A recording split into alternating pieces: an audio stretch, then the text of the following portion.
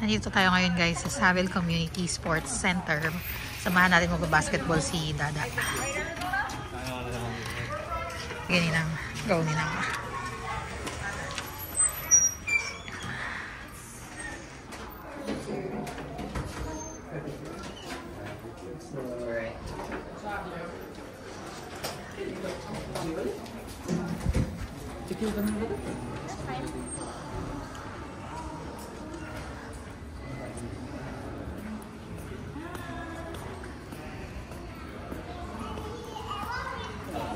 Ganda dito, in fairness. Tingnan nyo guys, so meron silang ganito. Edmonton Attraction Pass. Tapos, nakalagay dito yung map ng Edmonton. Tapos dito, nakalagay yung mga attractions. Nakalagay yung, ayan o. Ano ba? Alberta Aviation Museum, Art Gallery of Alberta, yan. So, 2018 minima pa pala to guys. So, ngayon ay ano na, 2025 na. Pero, at least may mapa ka ng Edmonton o PAC. Ayan nga. Meron dito, volleyball. Ito nyo guys, nag-volleyball sila. PAC. PAC. UG. UG. Tapos ito naman. Nahihiya. Ano ba yun? Ayan. Madaming gym. Chill na chill yung mga ano nila, no? Pero ang lakas. Ha? Kung ano?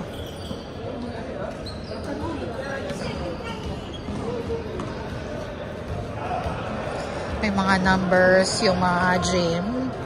Tapos iba-iba siya. May volleyball, may basketball. Yan. Sa loob to ng University of Alberta. Yan. Dito si Dada sa number 7.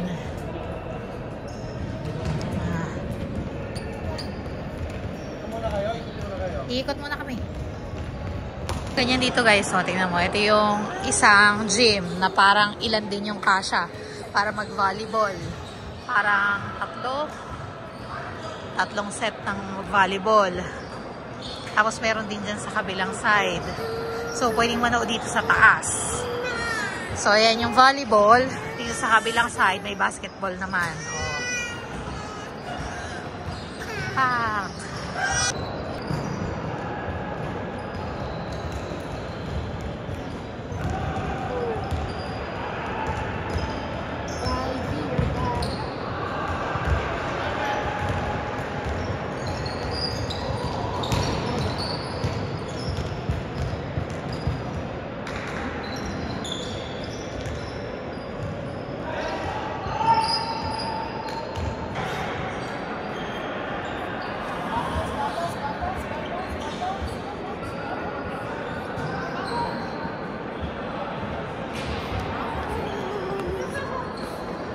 Yan na. Ayun na yung bubbles. Oh, ayun na. Go. Let's go. Let's go. Bye.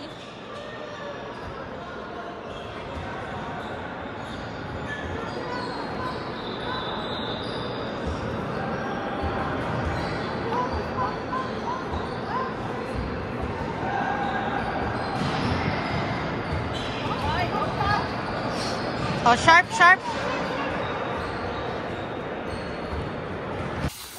Car wash muna tayo ulit guys. Sa wakas, nakakuha na kami ng hose na abot hanggang dito sa gilid. So, kailangan pala 100 feet yung haba ng hose para umabot kasi medyo mahaba yung bahay. Ang dugyot pa guys, diba? Hindi pa kami nakakapagpa-landscape. So, yan siya. Linis-linis lang. Habang tayo naglilinis ng ating car, magkwentuhan nga muna tayo. Usapang community center sa Canada. Gusto mo yan? Yeah. Ayan. So, dito nga sa Canada guys, may mga tinatawag na community centers. Ayan. Kumbaga sa atin sa Pilipinas, 'di ba, merong kung gusto mong mag-gym, kung gusto mong mag-swim, mag-basketball, it's either magpapa-membership ka sa mga gym or swimming, kung wari, merong may mga, mga clubs, di ba, na may mga gano'n. So, dito sa Canada, yun nga, may tinatawag na community center. Ang community center, usually, meron naman siyang bayad, pero very affordable. So, depende siya sa community center kung magkano. Dito sa Edmonton, parang, naku, huwag niyo ako ikukota. Pero ang alam ko, asin parang nasa 30 bucks lang yata. Bakit? Sarap lang na may ganito. Ayun, medyo mura lang talaga siya. Tapos, may mga community centers dito sa Edmonton. May naringgan ako na parang yung pool niya is talagang Olympic size yung pool. Meron pang may salt water, something like, salt water, ang hindi yung chlorinated water. So, magaganda talaga yung facilities, world class, kumbaga. Ano pa ba? Yung mga makikita doon, yung mga playground para sa mga bata, basketball court. Yung pinuntahan namin isang community center. Ba't di mo sinabing gusto mo akong paliguan, girl? So, yun. May mga basketball courts, volleyball. Tapos, pwede rin, may mga part na pwedeng magawa ng mga events. Si Vibe, dati community center, yung pinagbinyagan niya before sa PE. Pero sa PEI kasi, yung community center doon is parang events place lang siya. Wala nung parang, dito kasi meron talagang, as in full on. Merong ice skating rink, may mga bata na nag-gymnast, ano pa ba. Lahat ng activities, swimming pool, sabi ko nga. Although, meron din yung mga private. So, for example, LA Fitness. Ayan, hindi sila community center, pero somewhat, yung meron sa community center, meron din sa LA Fitness. Mga gym, basketball, swimming pool. Ang addition lang pag sa mga private is, meron din silang mga relaxation and yung mga spa na feel, steam bath, yung mga ganyan. Meron din siguro mga community center na may ganon, pero dito sa pinuntahan namin so far, walang ganon. Isa pang maganda pala sa mga private is, minsan or madalas, meron silang daycare. So, habang ikaw ay nag-gym, habang ikaw ay nag-zumba, habang ikaw ay nag-swimming class, or meron pa silang swimming activity na parang sa pool ka mag-exercise, may mga ganon. And pag nag-member ka sa mga private na ganon, kasama na yon. So, si Kiko ang binabayaran niya sa LA Fitness. Kaming dalawa na is nasa 60 bucks. Na so far, hindi naman namin nagagamit, awa ng Diyos. Pero soon, sasama namin kayo pag pinuntahan namin yon. So, yung binayaran niya na nasa around 60 per month. Actually, 50 plus lang per month. Kaming dalawa na. Lahat na yon. Tapos, pwede kaming mag-join sa mga classes. Like yung sabi ko nga sa inyo, Zumba. Merong bike, yung stationary bike na class na madami kayong sabay. Tapos meron din na parang total fitness, parang sobrang cardio siya na sabay-sabay kayo na may mga hawak kayong mga dumbbells and everything. Tapos meron din nga nung sabi ko sa inyo na sa pool, na mag-exercise kayo na nasa pool. Meron din, ano pa yung isa bukod sa yoga, may isa. Okay ka lang, girl. May butas yan kasi. Hindi, inangat ko lang. Ba't mo inangat? Baka mabutas. So, kasama na yon kung sasali kayo doon. Tapos, may basketball court.